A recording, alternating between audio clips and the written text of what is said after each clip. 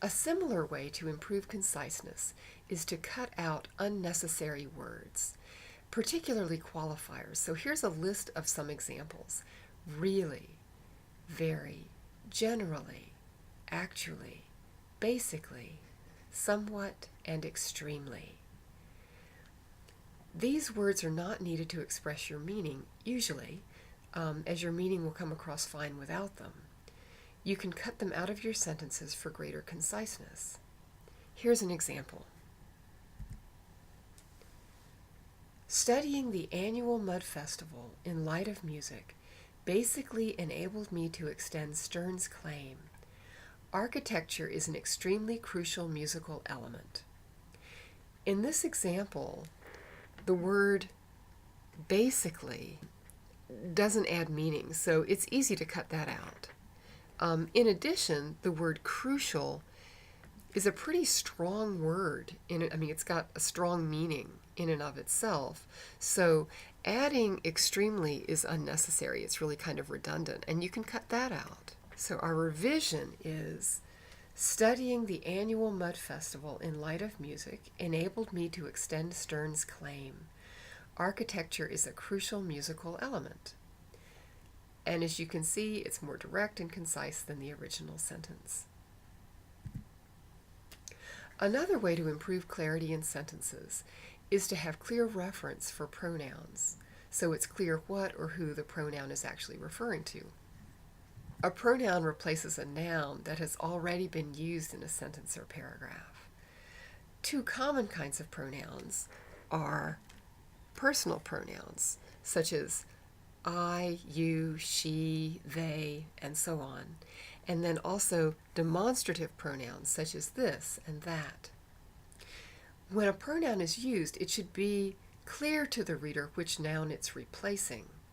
This noun is called the referent, and a reader should easily be able to tell what the pronoun's referent is. Problems arise when it's not clear. Okay, so here's an example. The caterer prepared the main course and the dessert.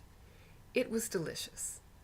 In this situation, it's not clear what it refers to. It could be the main course, or it could be the dessert, or possibly it could be both. As readers, we can't tell. Here are some possible revisions. The caterer prepared the main course and a delicious dessert. The caterer prepared the main course and the dessert. They were delicious. And then if you want to say the same idea but in one sentence, you could say something like, the caterer prepared the main course and the dessert, both of which were delicious. Also, in terms of pronouns and reference, a common problem occurs when a pronoun is used to refer to a general idea that has not been directly expressed. In this kind of situation, the reader can't understand what the pronoun refers to, so to make it clear to the reader, the writer needs to be more specific and clarify that idea. Here's an example. Hybrid trucks have been an innovative step to reducing gas emissions. We can take it even further and have it produce close to no emissions. This passage uses the word it twice to refer to two different things, so that's confusing. In the first instance, we can take it even further. It is vague and could refer to a number of different things, such as innovative technology or pollution reduction, none of which is directly expressed. So the writer needs to express a specific idea instead of just relying on the word it. In the second instance, we can have it produce close to no emissions. It refers to hybrid cars or hybrid engines, and that's not expressed directly either. So again, for clarity, the writer should use a specific term like hybrid cars or engines instead of just using the word it. Making this change will make the idea clearer to the reader, and it'll probably also make it clearer to the writer. There are lots of ways to revise this passage, but here's one possible revision. The current hybrid engine has been a technological innovation in reducing gas emissions in cars.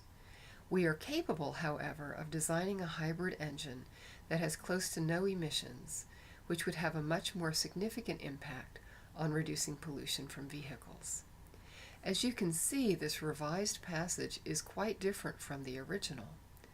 Once the writer thought through the ideas and was able to be more specific about them, that greater specificity in thinking led him or her to revise the whole passage to make it more specific.